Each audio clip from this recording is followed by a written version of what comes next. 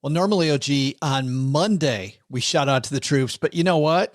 It is a special week, so we're doing it on Wednesday. And the special week is, wait for it, mom-made cupcakes. Cupcakes? Are they the ones with the chocolate frosting on the inside? I know. They're the ones that I eat when I think about how brave men and women are helping me sit here and eat cupcakes while they're doing all the heavy lifting. That is true. Yes. On behalf of the team here at Stacking Benjamins and our friends at Navy Federal Credit Union, big shout out to the troops here at midweek. Let's go all stack some Benjamins together. My God, the Dukes are going to corner the entire frozen orange juice market.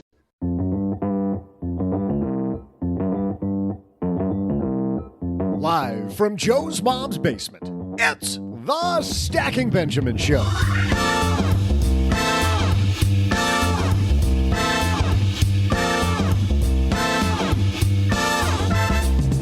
I'm Joe's mom's neighbor, Doug, and ready for a shot of get your house in order motivation?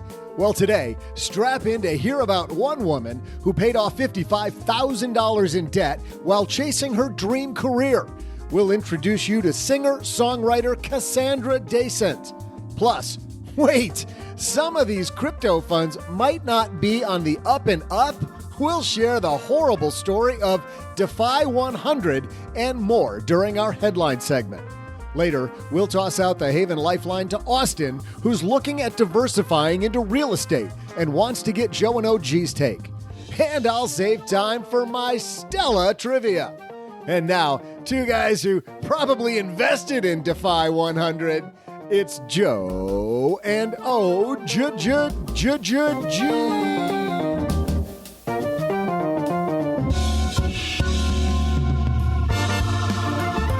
Luckily, I thought it was DeFi 200 that we were supposed to invest DeFi 1000.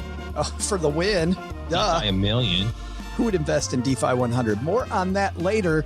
But welcome to Wednesday, everybody, and another episode of the Stacking Benjamin Show. I'm Joe Saul-Sehy, Average Joe Money on Twitter, and you have found the greatest money show on earth, and we're about to talk about not only crypto today, but a woman that paid off a ton of debt and faced a lot of adversity growing up. Our friend Kassandra Dasent is waiting in the wings. She's upstairs talking to mom. And how do you know which financial advisors to trust? So, gee, did you work out? You stretch out? You ready to go? I'm all limber because my middle name is OG Limber. that would be a last name, I guess. I don't know. Oh, Limber G. I don't know what to do with that. We'll just call you Old Limby. Oh, that's right. Limby. They call me Stretch. Yeah, it's good. I don't think lumber and I'd think stretchy at the same time. I will say this. I woke up at... Not lumber, limber. Oh, lumber's limber. a whole different... That is old. Yes. It's expensive. That's all I know about lumber. But I also know that 345, speaking of lumber, I woke up with big old Charlie horse from all the running I've been doing. That's always fun, by the way, when your ankle decides to go, hello. That's a signal of you should not run anymore. Or drink more water. One of those two things. That always happens when, when I forget it's all about eating donuts and not running. Like, what am I doing? It's silly. We got a great show for everybody today. So let's get into it. No more dilly-dallying, OG. No dilly-dallying. Well, maybe we got to dilly-dally a second longer because first... Well, stackers, if you pay off your credit cards every month like you should, want to hear something amazing? Discover matches all the cash back you earn on your credit card at the end of your first year automatically with no limit on how much you can earn. How amazing is that? In fact, it's even more amazing because of all the places where Discover's accepted, 99% of places in the U.S. to take credit cards. So when it comes to Discover, get used to hearing yes more often. Learn more at discover.com/yes. 2021 Nielsen Report, limitations apply. All right, now no more dilly-dallying. Let's get into the podcast. Hello, darlings.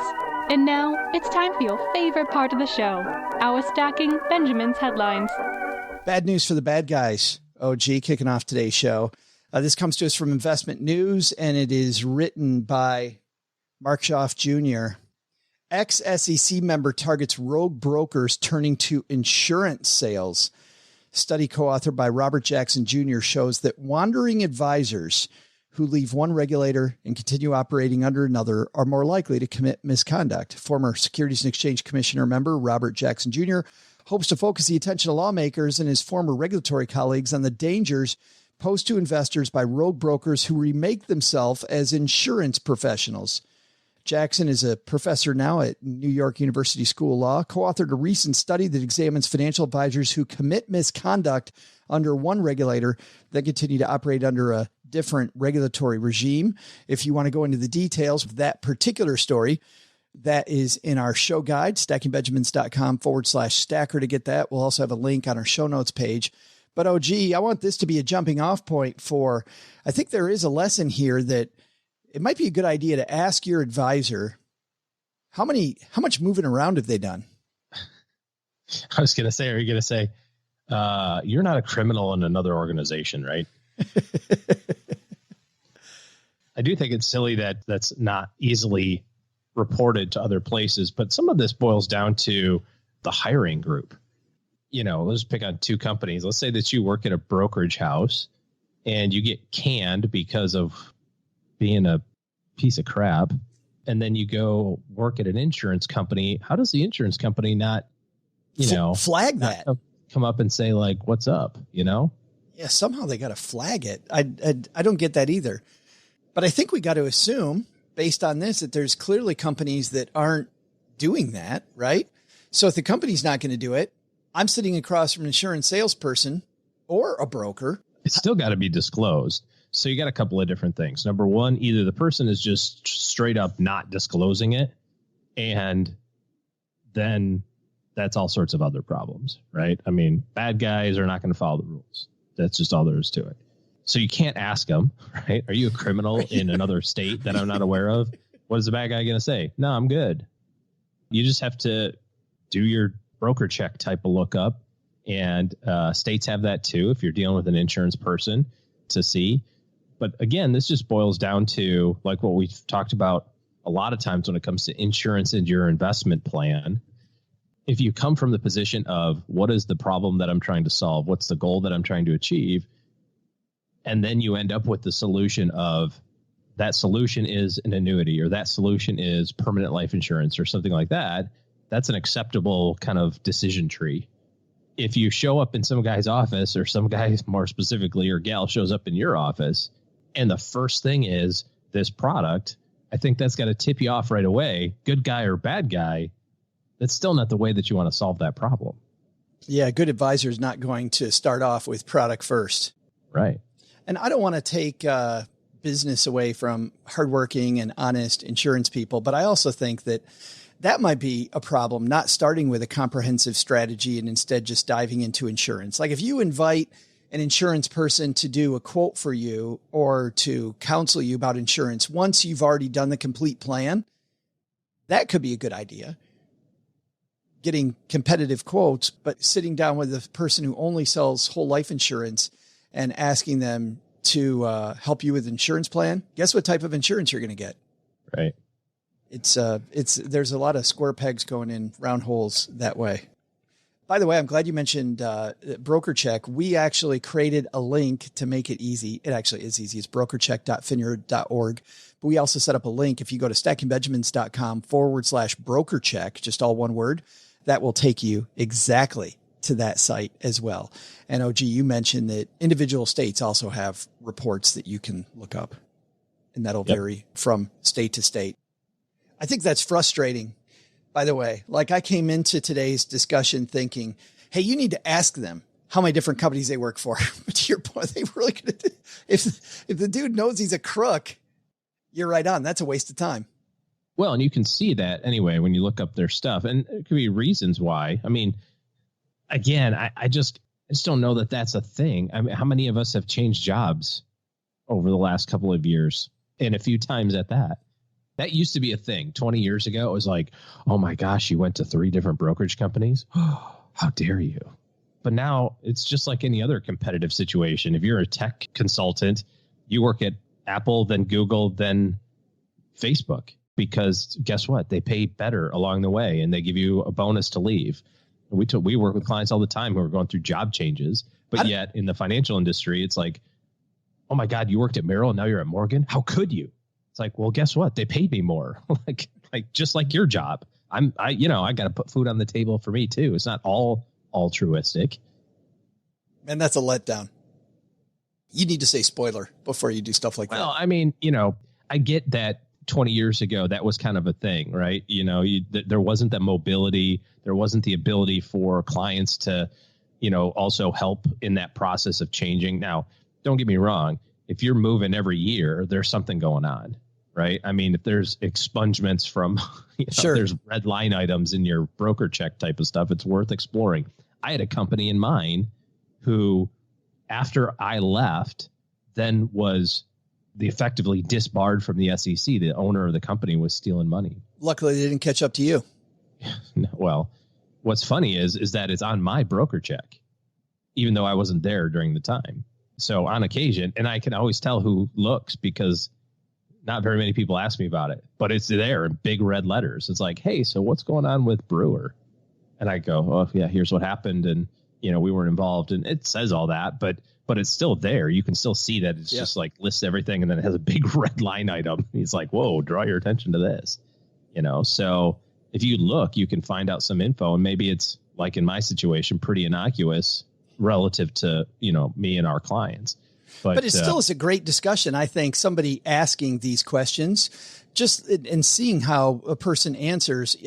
I think that we over discuss how advisors are paid, and we don't discuss enough how good the fit is, right? How is this fit? Is this somebody really that I'm going to be able to get a second opinion from, and maybe one that I don't like, but I still am going to have a lot of respect for them, right? Is this somebody who can be my partner in my financial planning for a long time?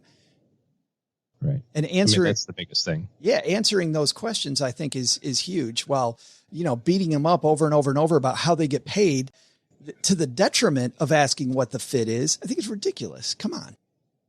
And don't get me wrong, for those of you that are all foaming at the mouth about fees, you still got to ask about fees.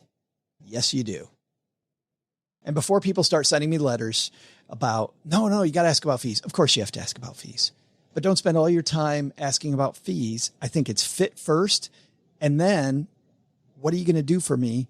And then what do you charge for that? I get frustrated when people want to talk about fees before they talk about what they're going to get. What am I going to get? And then how do I pay for it? How much does it cost? And then I do some, is this a value work?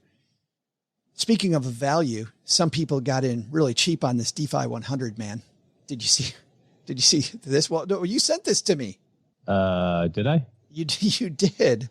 Okay. We got this from Yahoo Money, or you did, but it was all over the place. Kevin Reynolds wrote this piece. Cryptocurrency project DeFi 100, a decentralized finance protocol built on the Binance Smart Chain. For those of you who know a lot about crypto. Nerd! Our kind of people, by the way, appears, OG, to have been a scam, with the people running it having taken investors' money and running. An unnamed crypto analyst on Twitter with more than 197,000 followers put the haul at $32 million. Unclear how they obtained that figure, but we're going to write it here anyway, says Yahoo Money. No, they didn't say it that way, but it was unclear how they obtained that figure. A message to the analyst was immediately returned. Hours ago, a not so classy message greeted visitors to the DeFi 100.org website, telling investors they've been fooled and you can't do anything about it. We'll call it, the slightest thing about it. They used a different word. While that page has since been removed, the message still stands. Somebody got ripped off in crypto land, OG. And I play the sad trombone, but this is the Wild West, my friends. It's Wild West, OG. Fun times, huh? You win some and you lose some. But don't lose all of your money because it sounds really good. You have to be able to do some homework. And I honestly don't know what homework you do besides staying away from the new thing. Like, how do I not lose my ass? How do I protect myself from these scams when it comes to cryptocurrencies?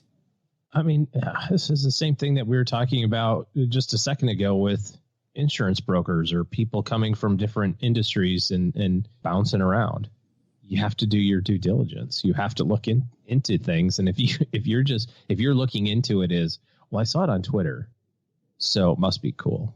I mean, how many times, I was thinking about this the other day, completely unrelated, but there was a thread that I was following about COVID and just some other stuff that was kind of, they're kind of talking a little bit about some different things with that. And somebody had a chart there. And I was like, and my immediate instinct was, I go, see, I thought that too.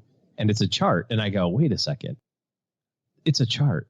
There's no context. There's no source documentation. And my kids are finishing school. My oldest son is in high school English. And one of the things that he was talking to me about was the concept of primary and secondary sources. And if you remember from college or high school, there's the primary source, right? The person or the thing that actually quoted it that you're quoting from. And then there's a secondary source, which is the other person who said that Bob said that, right? Then there's the no source, which is Twitter, some dude with a chart that supports your theory. And I think a lot of us, we get trapped in that and we look at the stuff and we go, oh yeah, that chart totally supports what I thought, without actually even looking. I mean, I could post a chart of Apple stock performance. That doesn't make it right. You know what I mean? It could be right, or it could be completely make believe. So you have to do your own research on that to find out your own primary source of information. And that hit me as I was thumbing through this thread on this other topic. But I was thinking about how that matters with money too. Like we read something on Twitter, or we talk about stuff on TikTok. Like my cousin's uncle's nephew said that this is going to go up. The dude on Monday, hey, it's my buddy. He's got a Lambo. He's got to be right. There's all the evidence you need. He's got a Lambo. And then you see those stories on like BuzzFeed and stuff like that, kind of like people renting private jets for the day to sit in them and take pictures. Yes. That kind of stuff. Ty Lopez is sitting in front of somebody's expensive car at a mansion he doesn't own. And maybe he does now, because that dude's bought some serious companies. Have you seen the distressed stuff that guy has bought? No, I don't even know who that is. So Ty Lopez? Oh, go look him up. What a piece of work that guy was. But hey, he made enough stuff in my life. I don't need dudes that are like taking pictures in front of them. But that's your point. That's exactly the point. Yeah, but not anymore though. He's got a Ferrari in his Instagram picture. Sure. Right. Exactly. It didn't prove. What's funny is it supposedly didn't prove anything, but he used pictures like that he now says he didn't own the house he was in front of. He didn't own the cars. Now he's buying all these distressed companies. They own Radio Shack, own a bunch of, they buy these distressed companies, bring them online, start rehabilitating them. So if you see Radio Shack stuff now about, getting your kids into cool radio electronic components and working with them, I see these ads all over the place. Ty Lopez behind that. Interesting. Well, nevertheless, I think that the point with all of this is caveat emptor. You gotta just understand, like, where are you getting your information and who do you trust to deliver it? And if it's the third layer of your cousin's, nephew's, uncle's, brother's friend on Twitter said, because he saw some dude with a Lambo, that this is going to go up. It's not enough. Yeah, I mean, it might be true. Not enough. It also might be true, but it might not be. So I also think I know that Doug has some horse racing trivia coming up because it's a big day in that money pit. And I had never had any interest in horse racing, really. I mean, I watched the Kentucky Derby on television. I think it'd be fun to go to one of the Triple Crown events. And at Germ Factory? No, thanks. Have you seen all the people there? It just, oh my God, they're all like packed in. I didn't say get away from me. I didn't say right now, but I would never. No, never for you. Just forget it. Yes. I'll watch it from, I don't know. They have do they have a special like OG section where like everyone is out there and I get to sit right here and watch it? Maybe we find a friend that listens to the show that has, a hermetically sealed suite. It doesn't need to be sealed, but we definitely need some elbow space. You know what I mean? Like away from All those people in the crazy hats. Well, friends of ours love to go, and they go to Shreveport and go to Hot Springs, to Oaklawn, which is an old classic racetrack. The one in Shreveport, I don't even know the name, but it's pretty sterile. But even sterile. But even there, OG, I can get this book. There's a book that I get that gives me data about the horse and the races they've run, data about the jockeys, all this data, and I'm still taking this money. Only taking money I know that I'm prepared to completely lose because it's just entertainment, right? And I have tons of data for that. And yet there are people that go, my buddy's got a Lambo, so he must be right. And then I take money I can't lose.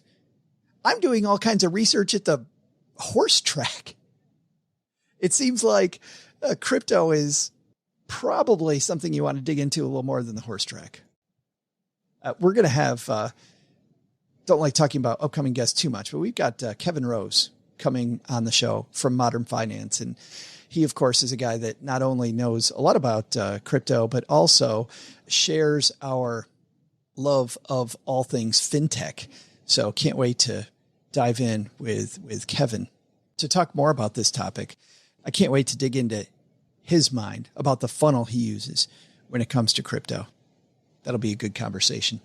Time for our takeaways, though, OG, in this here conversation. So people getting ripped off on DeFi 100 because they didn't buy DeFi 1000, and an ex-SEC member targeting wandering brokers. What's our takeaway? The biggest takeaway for me is you just got to pay a little bit of attention. That's okay. Just a little bit.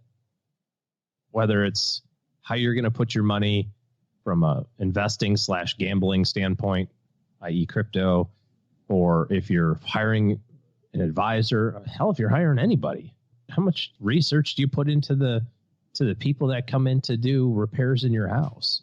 Or, how many of us ask for business licenses and workers' comp insurance plans and that sort of stuff? That's just as problematic as hiring a crappy advisor is getting a guy who's not licensed to do roofing up on your house and he falls off and breaks his leg and sues you.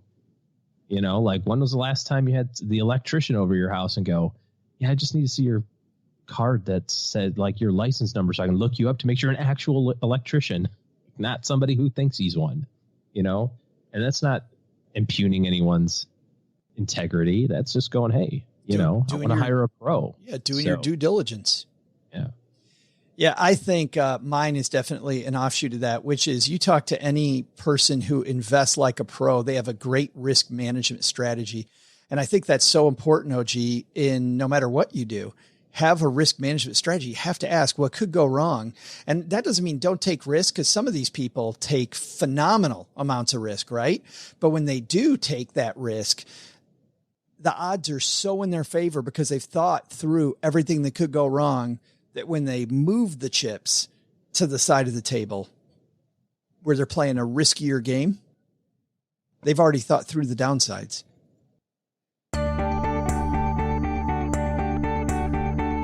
Hey there, stackers. I'm Joe's mom's neighbor, Doug, and did you know that the one and only Secretariat won the U.S. Triple Crown on this date back in 1973? For those of you who don't know, Secretariat is a racehorse. Try and get out every once in a while. Come on. Anywho, in honor of Secretariat, how about a helping of some horse racing related trivia? I mean, who couldn't use more of that? Because we always tell you to invest and not gamble with your investments, let's gamble today on some trivia. What is it called when you pick 3 horses and if they finish first, second, and third in exact order, you win big? I'll be back faster than you can bring it down the home stretch.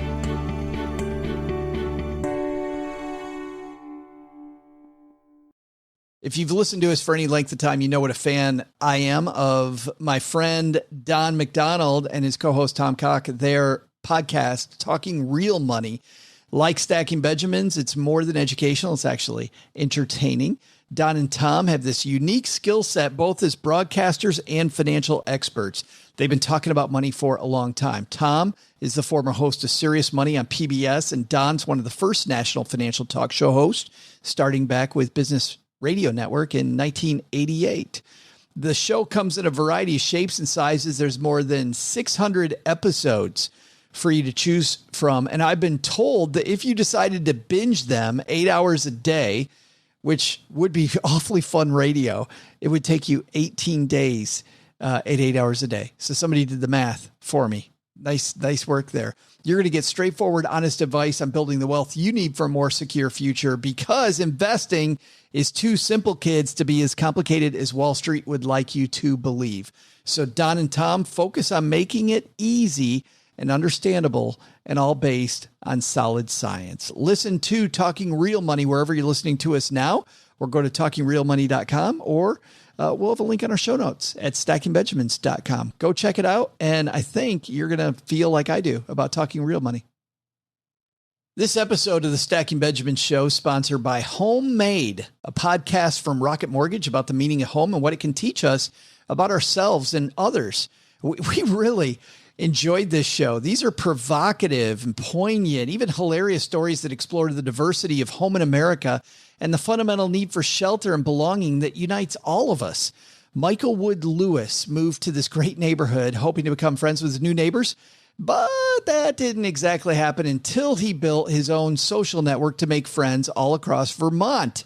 In another episode, Shaheen Pasha searches for someone known to her immigrant family only as, quote, the landlady, who 30 years earlier had rescued them from homelessness when they'd arrived here from Pakistan. But the search takes Shaheen deep into possibly unfriendly territory. The stories from Homemade will inspire you as much as they did me. Search for Home.Made. Anywhere you listen to podcasts. That's 2 words, Home and MADE. My thanks to Homemade for their support. Did you know? With the More Rewards credit card from Navy Federal Credit Union, you can earn 3 times the points at supermarkets, food delivery, and gas, plus 1 point on everything else. Now, stackers, if you pay your credit cards off in full, you may not know, that's a heck of a lot of points that you can get. Points, though, don't compare to paying off your credit card. So get your debt in order first. Navy Federal has a bunch of tools to help you get command of your money. And much like I had to, I went to cash first. And then once I finally got my act together, I now use credit cards, and I use credit cards with reward points. And listen to this. Not only that, your rewards won't expire. I can tell you how many times I've been in reward programs where the rewards expire, and you can redeem them for cash, travel, gift cards, and more. Plus, the More Rewards card is contactless. You can make payments quickly and securely with just a tap of your card. By the way, speaking of rewards, you get a Navy Federal auto loan and reward yourself with a car with a lower interest rate. Right now, rates are as low as 1.79% APR. Applying is easy. You can do it on their mobile app, online, or by phone. And it's so fast, you're going to get a decision in seconds. Plus, with Navy Federal's car buying service powered by TrueCar, and I love this, I save so much money using Navy Federal's car buying service powered by TrueCar, pitting different people trying to sell me cars against each other. I don't need to be a great negotiator. I let them negotiate against each other to get my business. I'm in the market for a car. How low will you go? But also, what features are you going to give me? I had people, OG, during this game, and you got to watch out for this, trying to take away some features of the car and tell me it was a lower price. It was maybe a little lower price, but you were taking away a lot of pieces of the car I need. So much like we say with your financial plan, begin with the end in mind. What car do I want? Go test drive it. Then use Navy Federal's car buying service powered by TrueCar. And you can shop, compare, and save on your next new or used car. So whether it's your first car or your dream car, Navy Federal can help you cruise into a monthly payment that you can make sure that you afford and that will fit your budget. Navy Federal, our members, are the mission. Insured by NCUA, open to the armed forces, the DoD, veterans, and their families like me. American Express is a registered service mark of American Express used by Navy Federal under license. Credit and collateral subject to approval. Rates subject to change and are based on creditworthiness. Rate available for new vehicles. Message and data rates may apply. Visit NavyFederal.org for more information and to apply.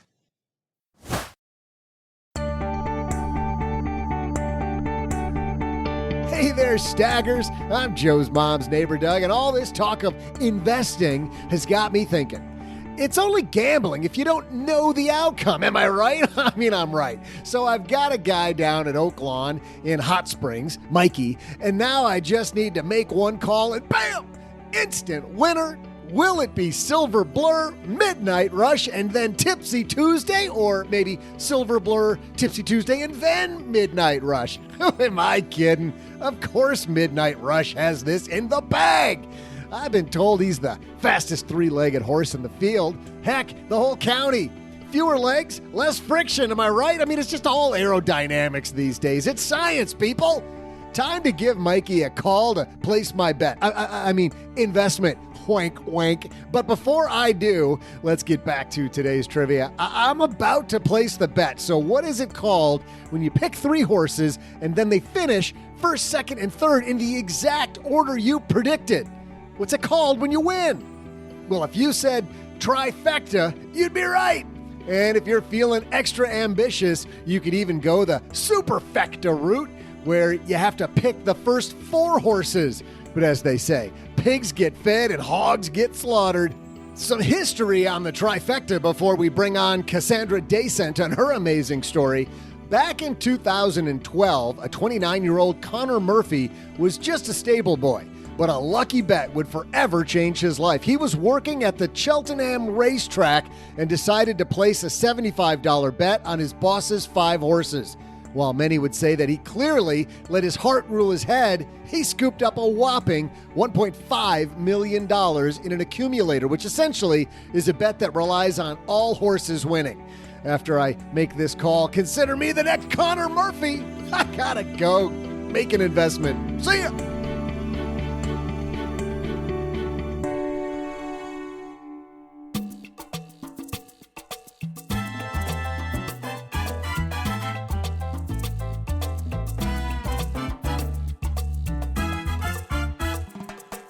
Kassandra Dasent is a woman who I am so excited to talk to. She's someone I've known in personal finance community for a long time. She used to be a coach helping people with money. Today, she is a professional singer and songwriter. We'll ask her about that, by the way, because I'm always intrigued about people and their side hustles. And even if you're not a singer-songwriter, I think the road to success in any profession is going to be lined with difficulty and despair. Kassandra's difficulty and despair began growing up as an immigrant. Her mother struggled to take care of her. And you'd think that Kassandra, or I don't know if you would assume this, but you would think that someone going through a lot of poverty struggles, when things start going well, don't duplicate those. And that is almost never the case. And Kassandra is so great at talking about why, no matter where you started from, number one, you can make it. And number two, you're still going to have a lot of battles. Let's say hello to Kassandra Dasent.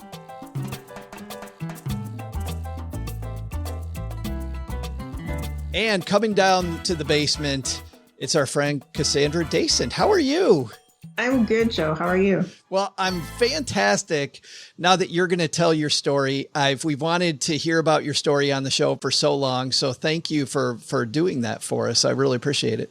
My pleasure. Thank you guys for thinking about me and having me on. So it's mutually beneficial. I appreciate it. Well, let's dive in. You did not have, and my understanding is, and feel free to fact check anything I say about your life, because you were there and I wasn't. But you didn't have the easiest childhood growing up. It wasn't full of money. I believe you and your mom struggled with money. Yeah, absolutely. So to give more context to your audience, I was born in Trinidad. I immigrated with my mom to Montreal in Quebec in Canada at the age of 6. Do you remember? And I apologize, but this is a story. I've heard you say that many times. I've never heard whether you remember that or not. Do you? Like, I've got some little memories of being 6. Do you remember immigrating? I remember the airport, my family like crying and hugging. I remember being on the plane, super excited. I was all about this trip. First time on a plane, and it was a jumbo. We landed in Toronto, huge snowstorm. We ended up sleeping in the airport that night. No blanket. Had a light jacket, And I'll remember this story in particular. There was a worker in the airport, a Black woman, and she took pity on us and she found a ton of blankets for us so we could cover and sleep on the airport chairs that night. And then the next day we flew into Montreal. So I remember from A to Z, it's etched in my memory. And being from Trinidad, you'd never seen snow before. Like you get there and it's just all snowy. Did you think Toronto was snowy 24/7? Well, my mom had kind of tried to prep me. She's like, there's seasons and, but she's like, it feels like it's forever snow. So I could care less. I was like, give me my snowsuit and I'm in it. I loved it. I still love snow. I just don't like the minus 40 Celsius with wind chill. I don't think you could. It's almost the exact opposite of a baseball player who I really like, Austin Jackson, played for my Detroit Tigers for a long time. Played for the Rangers, though, for a while. And they asked him how he got used to playing in Arlington, Texas in July. And his answer, I think, is the exact opposite of yours. He said, well, it's the same answer, but the exact opposite weather. Right. He said, you never get used to it. You just learn how to bear it. Yeah, you just deal. Yeah, it is what it is. It is what it is. So, yeah, I definitely have very strong memories. They've never left. It was just my mom and I. She gave birth to 6 kids. I was the baby of the family by a long shot.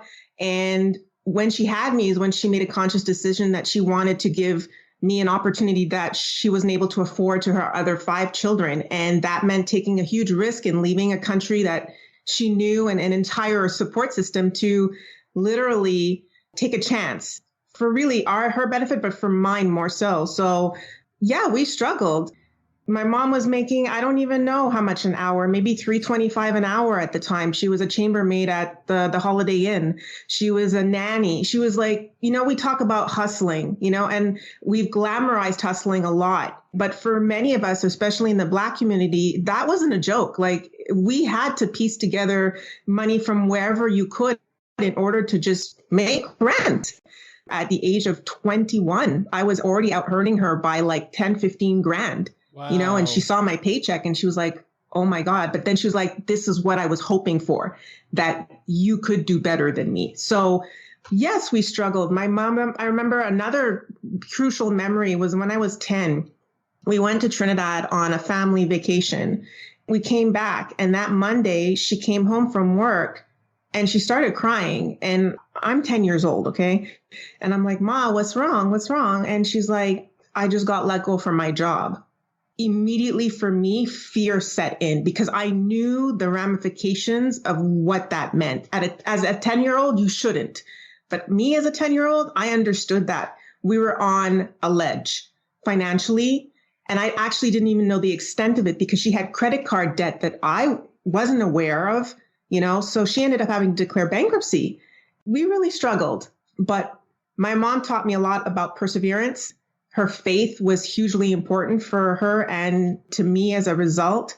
And she just never gave up. And she finally secured a position with the government working as a nurse's aide. That was her final career. And that afforded her finally a sort of decent pension. If she hadn't have ended up with that job, I don't know what would have happened in her retirement because she had $10,000 saved in like a CD. That was it. And my mother recently passed away in January. So for the last decade, I've been financially supporting her. And actually, that's a topic that I actually wrote about called the Black tax, when Black families have to support their family members because previous generations weren't able to financially set themselves up for success due to racial wealth gap, due to personal choices, due to, societal constraints. All these things come together. And so I actually topped up whatever her pension couldn't afford for her private care. So financially, it kind of came full circle. I've learned a lot through her. I've even made some really bad choices in that period in my 20s because of growing up relatively poor. Well, that's exactly what I wanted to ask you about, because there's a powerful part of your story where you also had credit card debt. And for a lot of people listening, it sounds like a disconnect, right? You live this life with your mom. You see how much she struggled. So you think, well, naturally then, first thing that you're going to do is get an emergency fund. Very first thing. And not just for you, for a lot of people, that's not the case. no, because part of my story I can say is that she also just knew basics. Like she tried to impart on me the importance of saving at least, because from her bankruptcy, she really did a 180 and never had debt again, had a little bit of money in the bank, so she always tried to warn me about my proclivity for nice things. And I just didn't listen. I was just like, I want what I want. I grew up, lacking in my mind of certain things. Like I didn't have the things that my friends did. And I just wanted it. And I went out and I worked and I'm like, well, this is my money. I can do what I want with it. So I completely dismissed her advice and I wasn't really into being responsible. I just was like, let's just live. And so, yeah, I worked my way into about $55,000 Canadian of debt over a decade. So it was progressively and steadily. And then in 2009, I came to the realization that actually, it wasn't I so much that came to the realization. It was, I think, Visa or MasterCard that told me they weren't going to increase my credit limit. To be honest. Your friends at Visa came to the realization. Yeah. So that's when I came to the realization. I'm like, yeah, we have a problem. And worse yet, I was working at the time as a commercial credit analyst for a big company. So I'm managing a multi-million-dollar portfolio, doing extremely well at this job, and I cannot take care of my own money. And that's where the light bulb started to shine a bit. And I really did the, back of the napkin calculation to see that, oh my God, this is worse than what I thought it was. I had the ostrich in the sand approach, and I don't know what really lit the fire, but it was just more so that I'm like, okay, well, my income is only so much. Basically, I owe more than my income at the time. What can I do about this? What do I need to do about this? So I just really went all out. I gave up my condo. I went in as a roommate for the first year. Actually, even before we get to that, because I really wanted to get to that, but you've said you've had three things that I want to unpack for our audience before we get to that, because you've said I told you it's a lot. Well, yeah, and you've said so many powerful things. Because we see this all the time. So it sounds like, and I don't want to put words in your mouth, but it sounds like to some degree you feel deprived. I did. I got into huge credit card debt also. And I remember when American Express gave me my first card, I'm like, I am no longer depriving myself. And look at American Express's ads even today, right? You deserve it. Like, man, I got caviar wishes, baby. And now I can step up and spend all this money. So between the marketing, the fact that I didn't have this stuff, we didn't go out to eat. It's no mistake that my first credit card expense was treating all my friends to this high-end restaurant called Ruby Tuesday. I don't know if you're familiar with it. Very high-end restaurant, exclusive. Yeah, not at all. No, not anymore anyway. but I do remember the bill coming and me going, hey, I got this. And partly to show that, you know what, I can take care of all my friends. I've been taking care of my whole life. Now I'm taking care, totally not realizing there was a bill coming. Like, I don't know, where's when you coach people, disconnect? Yes, because we see it all the time. Yeah. Well, that happened with me too, because I remember my first credit card was the $500 credit card limit. Over the moon happy. I went to the mall and I spent the entire credit limit in one shopping trip. Like, it was done. I really didn't realize that, like you said, a bill's going to show up in 21 days and you're going to have to pay, if not all of it, a portion of it in order to keep, like, I had no concept of credit score, a credit report. How does credit work? That essentially you're borrowing from somebody else. There's interest, none of that. I was just like, someone told me, get a credit card. You're going to, it's going to make your life happier. Sure. I signed up for it. And so many people just get captured by that, between, like you said, the marketing and the need to, for me, it was the need to show others that I was successful. I grew up in a predominantly white Anglo-Saxon neighborhood. I went to schools, very good schools, where majority of the population was actually Jewish. So I was in high money circles. So I really saw lifestyles and, going to my friends' homes were like 5-bedroom homes, literally. And I'm like from like a 2-bedroom apartment. And that was good because in the early days, we were in a studio. So I really lusted after things that I didn't get to experience. And that got me in a huge amount of trouble, not only financially, but psychologically, even more so. Absolutely. Because you're connecting the wrong things. Exactly. Yeah. And you're now choosing to value yourself according to how you want other people to see you. You then diminish your worth. You don't even know your worth because you haven't even done that introspective work to decide who do you want to be? What do you want your money to reflect, as opposed to seeing someone else's vision of how they're using their money and saying, oh, I want that. You don't know what you really want. I didn't know what I really wanted. So I had to fail hard in order to take the steps back that I'm trying to save other people from doing. Like, I want you to like skip the horror story and do the inner work and discover what your relationship with money should be for you and how it's going to accentuate you as a person and for you to live a better life, a healthier life. Oh, that's such another rabbit hole for us because as you know, we don't want to have that conversation. We want to get to the happy ending that you're talking about, but we don't want to have that conversation. I do not want to go deep on any of that stuff.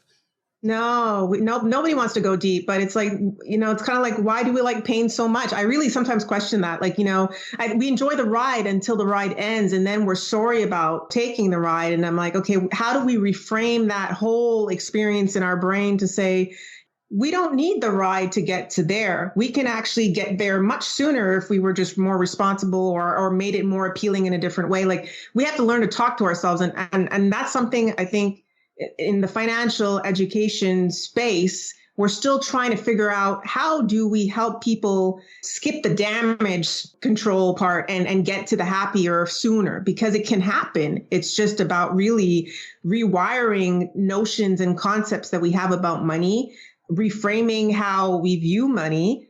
Coming from a religious background, a lot of us were taught that, we shouldn't aspire to wealth.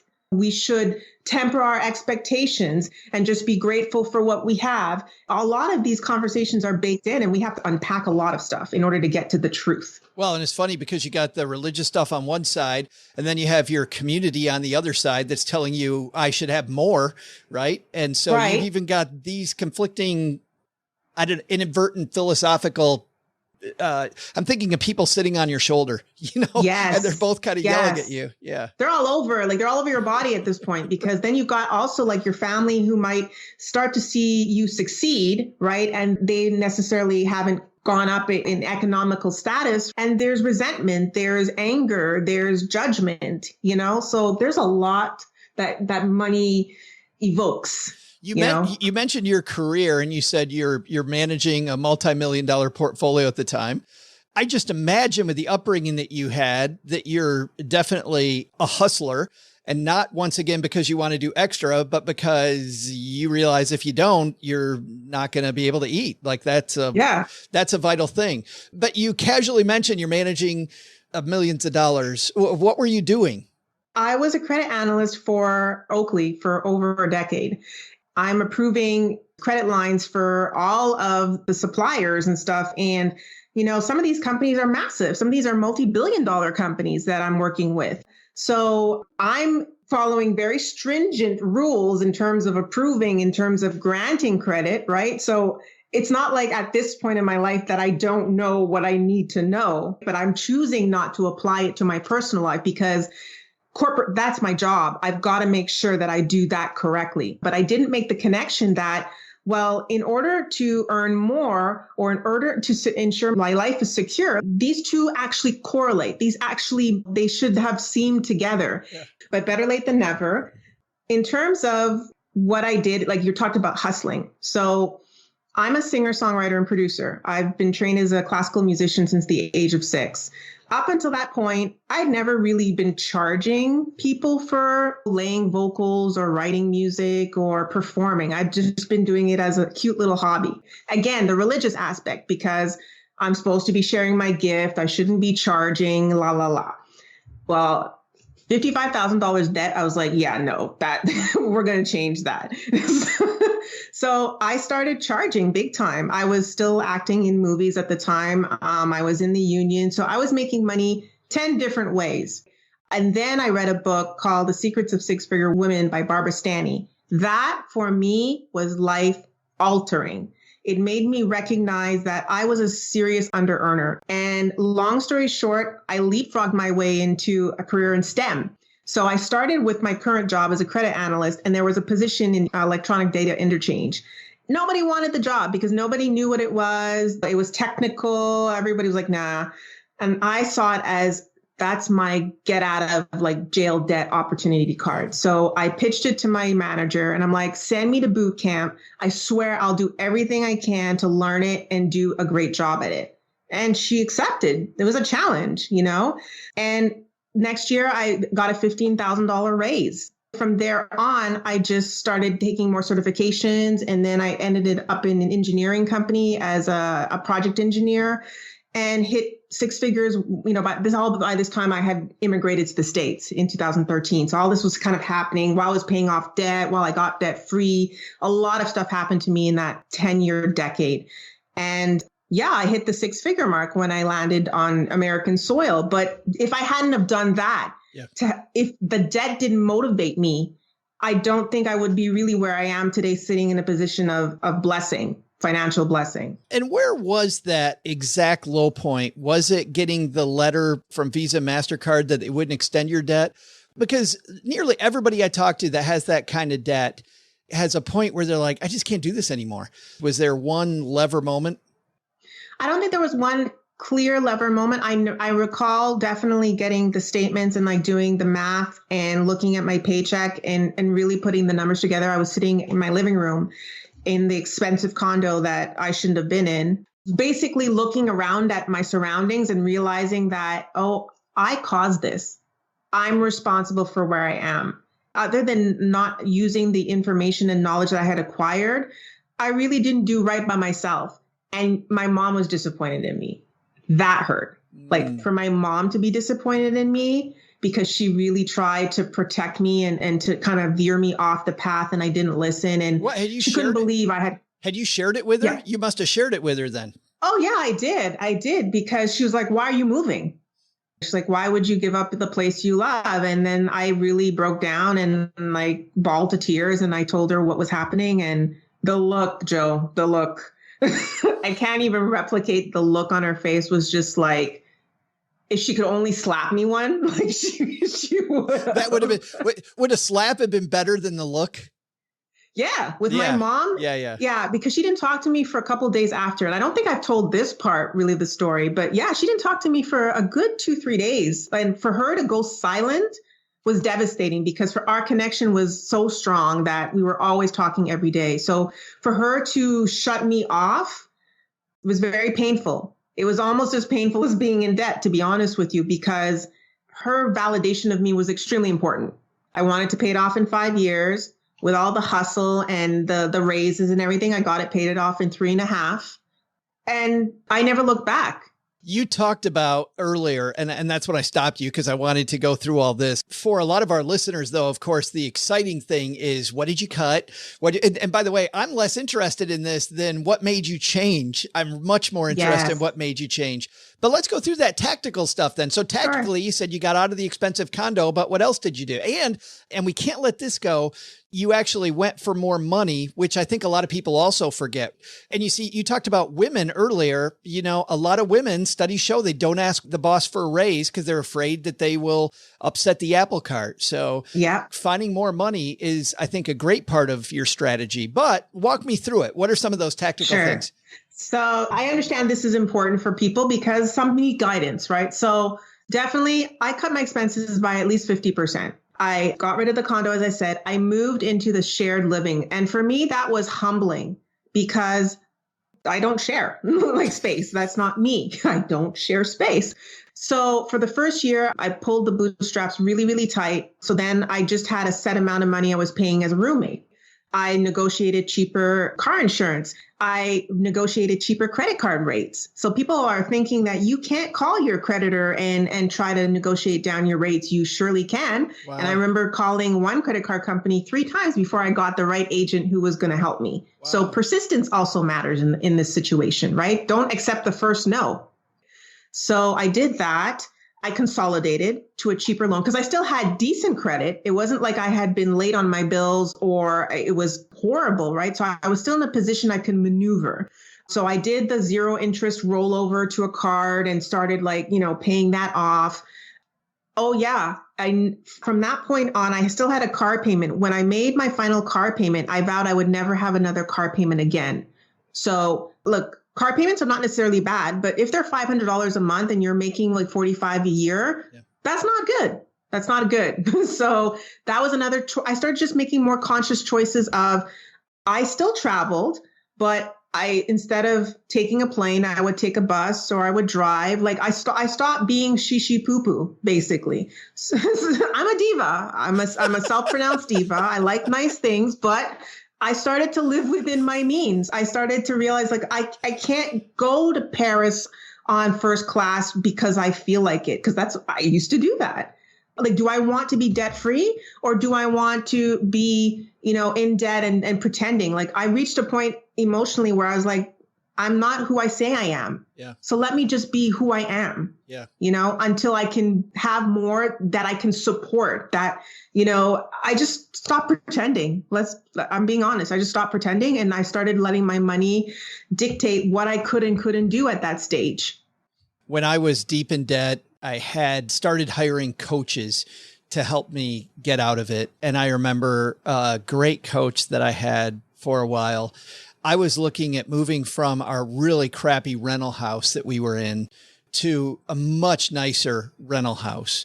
And we were going to stay in the area. So for us, buying was the right decision, where for many people, renting is the right decision. But for us, buying was totally the right decision. But I had horrible credit. I had all this overdue debt. I couldn't afford all this stuff. And I remember telling my coach, I'm like, yeah, we're going to go from paying, I don't even remember the numbers, but paying X to X times 40%. And she said, why would you do that? And I said, well, but it's so much nicer. We had the twins. We can live in this nicer neighborhood. And she said, at this point in your life, and it goes to exactly, I think, what you're saying. She said, would you rather wake up every day realizing this isn't where you want to be? Or would you rather wake up every day pretending like things are okay when you know they're not? And for that reason, we stayed in the crappy house, paying less, and got to the point that we were, but it's it's this, this word is so overused, but it's authenticity, right? It is what it is.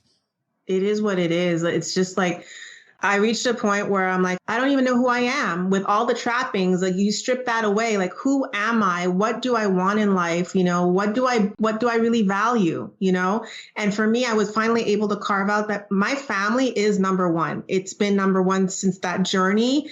And I've proven it in the way I spend my money, in the way I spend my time. Like you start to really shift. I did anyway. I started to really shift and align my values in accordance with how my money was getting spent. So it is a direct, and it still is a direct reflection. How you see me spend my money, I'm big on giving. I'm big on family. I am big on travel because travel helps me to get to my family, right? And even then I'll still look at, okay, I'm not going to really fly business class in like the USA, because it's not really an experience for me. For me, 3-hour flight to sit in business class is like, I'm not getting value from that. Yeah. Flying business class to go to Amsterdam or Australia, now we're talking, and still I can try to hack that if I wanted to, right? So I really started getting smart about money and started understanding that relationship, that money is good. Money is great, actually. Joe, I love money because I love that my money can help me do things for others and create a life that I'm really happy to live. Like I'm living a really, really good life. And I don't take that for granted. And I don't take that lightly at all, especially from where I've come from. If people want help from you, I know, I think you do some coaching of... I used to. So like, I know everyone, and people are like, you don't coach anymore. And I'm like, it's really on as a per need basis, just because you have to start, again, time is sacred for me, right? I've come to a level in life where financially I can afford to choose how I accord my time. It has nothing to do with money, but yet it does. Like I'm launching a new single in the next 4 months, right? So my energy and my time is focused on music at this point, right? But again, to help your listeners understand the trajectory of what getting out of debt can do for you is that That's ground zero. Once you clear your consumer debt, to me, the sky is the limit. That's when you can really begin to start exercising your dreams and to live the life that you really hoped for, So I can afford to throw thousands of dollars into production of a video and whatnot and not sweat it because I'm in a place of fruit. I've reaped what I've sown. That 5-year or 3.5-year period that set me to goal zero. And from there to now where we're not far from financial independence. I would say we're 7 years, 6 years away. Cool. That's short time from going from 2009 to now. Yeah, do the math. From a late start to there. Very late start. I was in my late 30s when I started contributing to my 401ks here. It can be done. That is a great place to end it. I guess I'm just going to have to link to your music then. Yes. I'll just link to your music. We'll link to your website. Thank you so much for sharing your story with us. It's just so powerful and I absolutely loved it. And thanks for sharing the time. I appreciate it. And thank you to your listeners as well. Oh, thanks again so much to Kassandra for hanging out with us. Powerful story, OG, about staying on top of it, and you can win. I've said it before that every money mistake that people have made, I've done twice. Once because I didn't know any better, and the second to double check to make sure it sucked as bad as I thought it was. Just R&D. And it's true. There's sometimes we don't learn from our past or our previous mistakes, and it takes a time or two to kind of relearn that. But that's okay as long as you're learning. I love this idea that she thought that she deserved a better life, and certainly she did. But the way to get it, as she so eloquently told us, is by keeping a finger on the pulse. If you keep a finger on the pulse, you can have it, right? What's our friend Paula is saying? You can afford anything. Yep. Good stuff. By the way, back to Doug's trivia. I love how you went right to the super trifecta. You didn't even bother with the trifecta, do you? You're like, nope, I'm betting on four, not 3. Or nothing. Yeah. 4 or nothing. If I'm blowing $20 on the race, I'm going big. And when you hear a story like Doug told us about this 29-year-old stable boy turning $75 into $1.5 million. That was a lot like Doge. It totally gets you into that gambler mentality. Could be me. Why wouldn't it be me? Hey, let's throw out the Haven Lifeline and tackle some of life's most important questions. Our friends at Haven Life Insurance Agency, they put what you value first. Hey man, it's summer. We're after Memorial Day. So, like red Solo cups and flip-flops. There you go. Kind of the motif for the next few months. And that's just a better way of saying what they got here from EOG, which is your loved ones and your time. And that's why they've made buying quality term life insurance actually simple. Who wants to spend a lot of time on insurance apps? So they cut it into shreds. I remember going through about 12 pages with people back when I was a financial planner. Very quick. Got rid of all the questions they don't need to know. Prices are affordable. All policies issued by their parent company, Mass Mutual, which is more than 160 years old. And of course, you'll get an instant coverage decision. But today we're going to throw out the lifeline to our friend Austin. Say hi, Austin. Hi, Joe and OG. Looks like Joe wants me to put in the work of calling in. So here it goes. I'm a mid to late 20-something. My wife and I have a decent nest egg in the stock market for her age. Mix between pre-tax, Roth, taxable. I'm curious about a comment I heard you make a couple months ago, Joe, in that you sold out of your rental real estate assets. I'm curious why this is. Is it because the market's hot? Is it because of the 3 T's being a hassle? I ask this because I'm looking to diversify out of the stock market, but I'm not sure if rental real estate is the best course of action.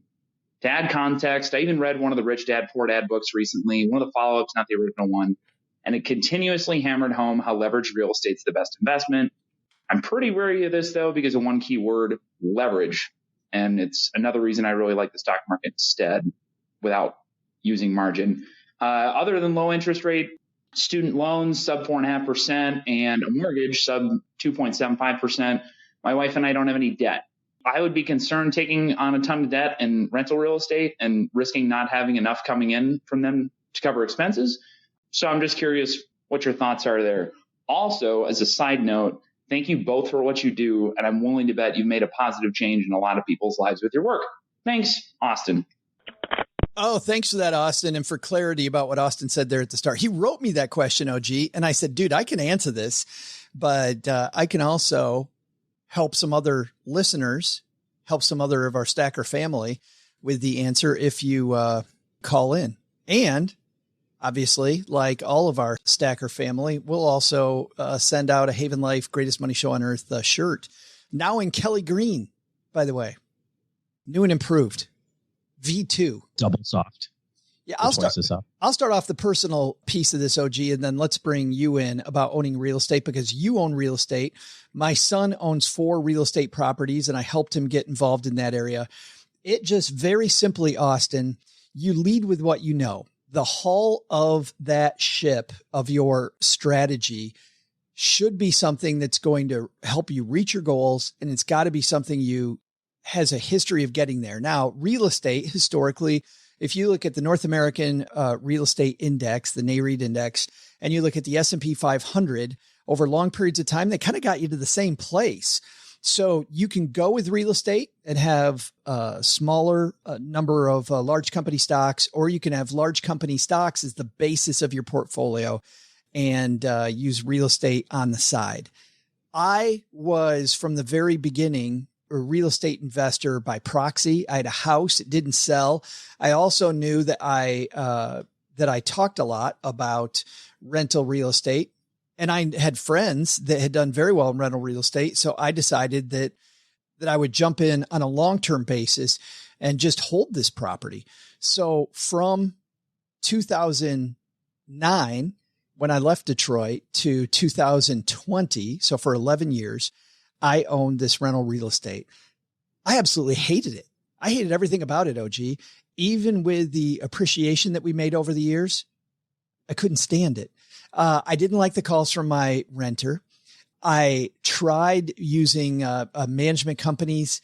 It just wasn't for me. And yet, when I compared my experience of all the work and the hassle and the tax stuff that I did for this piece of property versus my gains in large company stocks, I decided instead for me, a REIT was the way to go. Now we look at OG, we look at what you're doing. I look at our friend Paula Pant, who does very well and loves real estate. All of our friends at Bigger Pockets, we've had David Green on the show. Josh Dorkin is a friend of mine, the creator of Bigger Pockets. Scott and Mindy from Bigger Pockets Money. I mean, all these guys. Brandon Turner, how many times has he been on our show, right? So I look at how successful real estate is, and I'm a fan of other people, and I've been in it. So I think I'm qualified to talk about it. By the way, I advise my son, who owns 4 houses at 25 and aggressively trying to grow his network of houses. And by the way, he's using, Austin, a strategy that we like. And David Green from Bigger Pockets talked about it on our show. It's called the Burr method, where you fix up a house, you then use the equity from that house to expand your empire, right? And the downside, if you do that right, it's leverage, but with your downside minimized. We talked earlier in today's show that you have to have a risk management strategy. And what I like about the Burr method of using leverage is that you're thinking about what could the downside be. And that's outside the scope of today's discussion. Go back and listen to our interview with David Green. You can buy his Burr method book. My son has successfully used that to, in a short time, get rolling. And by the way, he started a year and a half ago and is at 4 houses now. So for me, that is just very simply, it just isn't for me. I get it. I like it for other people. I think it's a way to win. Just OG doesn't fit my personality. Yeah. I'm debating whether or not to answer this phone call that I'm getting. It's the caller ID says telemarketer. Talk about. Answer it on the air. You should answer it on the air.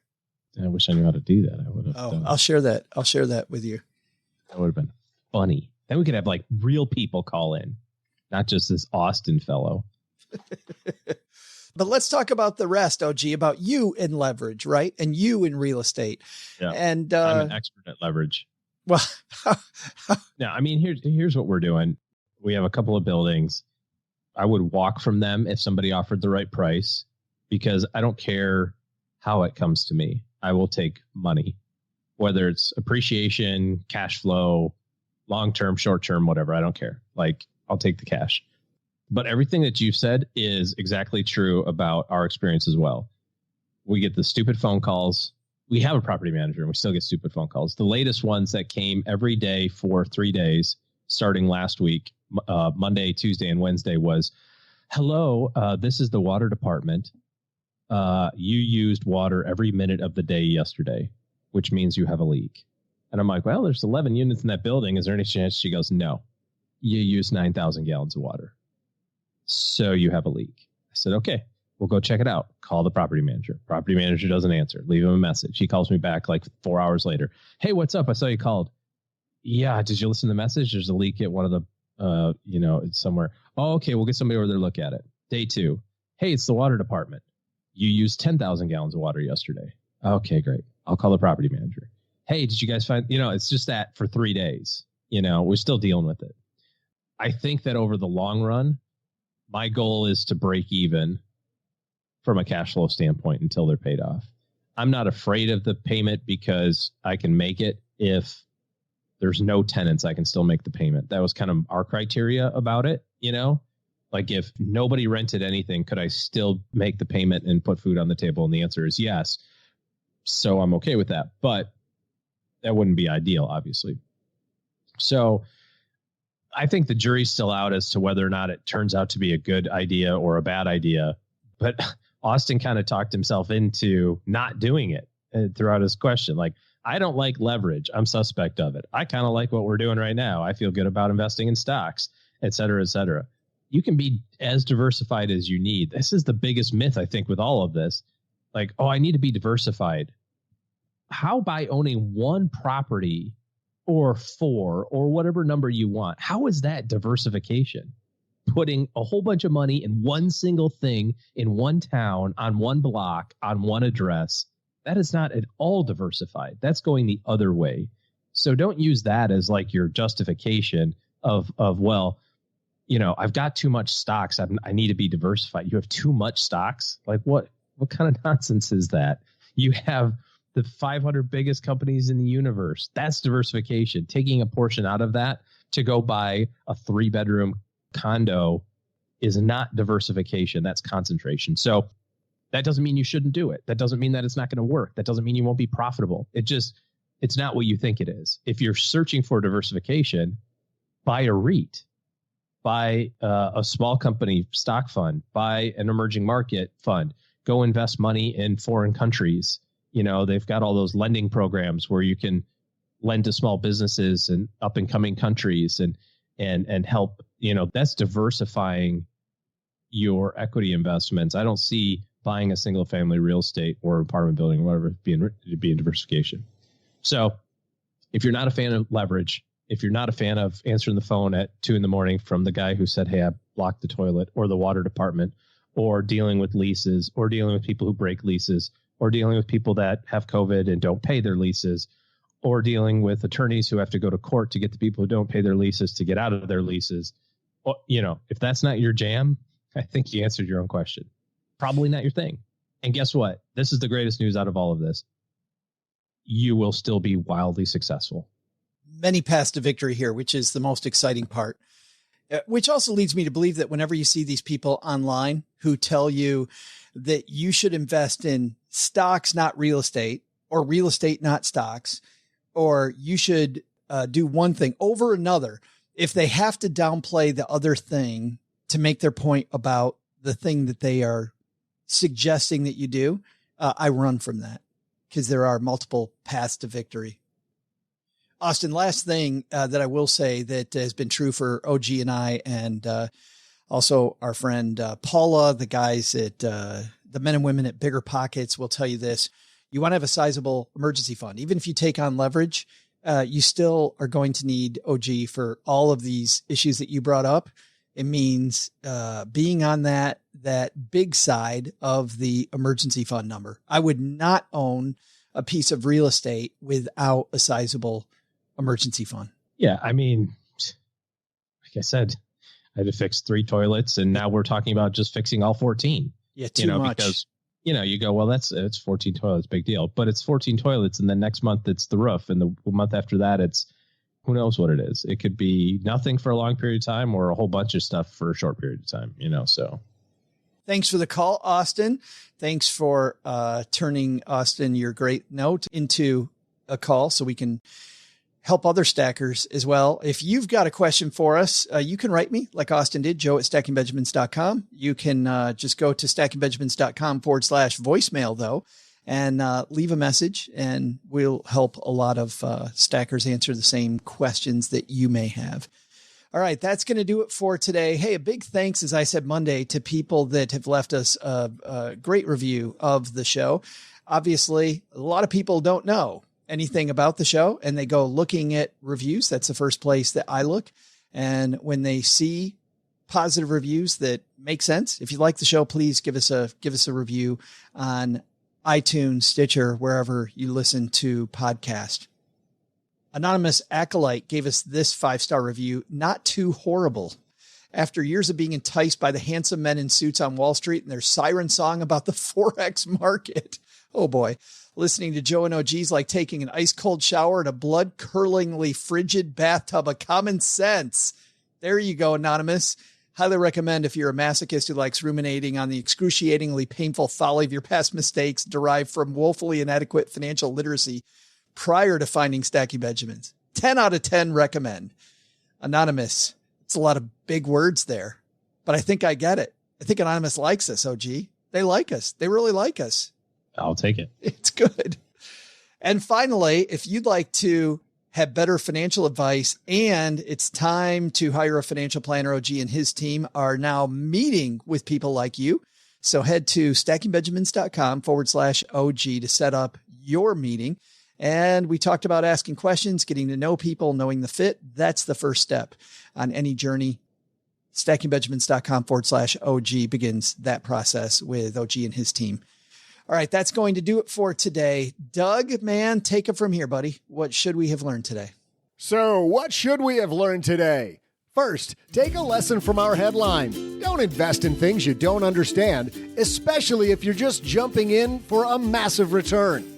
Second, take a lesson from Kassandra Dasent. Looking to pay off debt? If you think you truly deserve something, realize, like Kassandra did, that the true path to deserving it is to afford it. You'll appreciate whatever it is you're chasing so much more if it doesn't mortgage your future. But the big lesson? So it turns out that Midnight Rush is an absolute hack. 10th place! 10th place! Next time I'm better on Silver Blur, who I've been told is the fastest asthmatic horse the world has ever seen. Drinks on Doug at the Sizzler.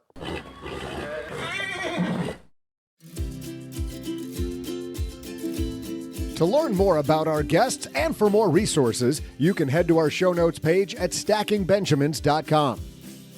To learn more about Kassandra, head over to her website, KassandraDasent.com. That's Kassandra, KASSANDRADASENTDOTCOM. I probably didn't need to spell out that last part, but I mean, the beginning of that's a tongue twister. This show is created by Joe Saul-Sehy, produced by Taylor Stevens, and engineered by the amazing Steve Stewart. Online, visit us on Twitter at SBenjaminsCast or on our Facebook page. I'm Joe's mom's neighbor, Doug, and I'm pretty much the guy in charge of everything around here. Trust me, this well-oiled machine didn't get like this all by itself. SB Podcasts may receive payment on the show from sponsors and guests in the form of books, giveaway items, discounts, or other remunerations. That's a big word. There's no way you take advice from these dorks, but like Joe's mom always says, don't take advice from people you don't know. This show is for entertainment purposes only, and before making any financial decisions, consult with a real financial advisor.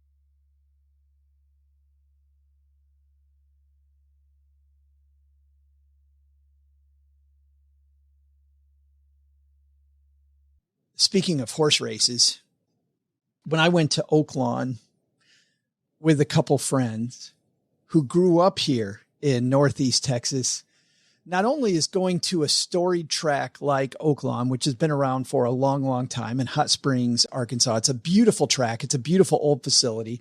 Not only does that have a lot of tradition, but I found out that these guys from Northeast Texas also have some traditions. So we drive up I-30 to a place, the Caddo exit. And as we get off the little loop there is a Shell gas station. And one guy that we're with, whenever he goes to Oaklawn, always picks up not the little thing they give you with the little data about the jockey, the horses, their tendency to go up fast or fade, or how they do over different lengths, what their last 5 races been, all this stuff. He gets this big, thick book that also has some commentators who, these guys, they're the people that predict who's going to win, right? And this guy says that the magazine's always paid for itself. He's got this particular guy that he follows, buys his picks, follows those picks, and wins some money. By the way, did not happen when I was with him. But what did happen also at this Shell gas station, it turns out that these guys do, is they got chicken gizzards, fried chicken gizzards. What am I supposed to do with that information? Have you had them? What do you think? Neither have I. I have not. And they get back in with their fried chicken gizzards. Like, Joe, you want some? Just had, I filled up on gizzards this morning. I'm good. I had them for breakfast. Also, I'm fine. Thanks. I don't want to be a pig. You guys eat them all. Actually, I take that back. I think they were chicken livers, but anyway, is it the same thing? I don't know. Yeah. Fried chicken livers. It was fried chicken something I'd never eaten before. But anyway, I look at my buddy and I just thought to myself, oh, gee, I'm like, when in Rome, man, when in Rome. It's like when we went down to the stockyards, we not first moved to Dallas, but we'd been here for a year or two, and in-laws were in town, and we're like, got to do the Texas thing. Let's drive to Fort Worth and do the stockyards. So we do all that. It's cool, right? It's kind of neat. And then we go to lunch and we order up some food, and the waitress asks if we'd like to get some calf fries. That we did that on the way home. That was the second part of the story. So we get calf fries. Ooh, I'll take some calf fries. I don't know what they are, but they sound amazing. They come out and I'm like, oh, I know what this is. If you don't know what they are, you might also call them Rocky Mountain oysters. Yes. Is that another phrase? I think that's another term. So they kind of go around the table. The boys, my father-in-law, he's like, oh yeah, they're good. My wife's like, hell no.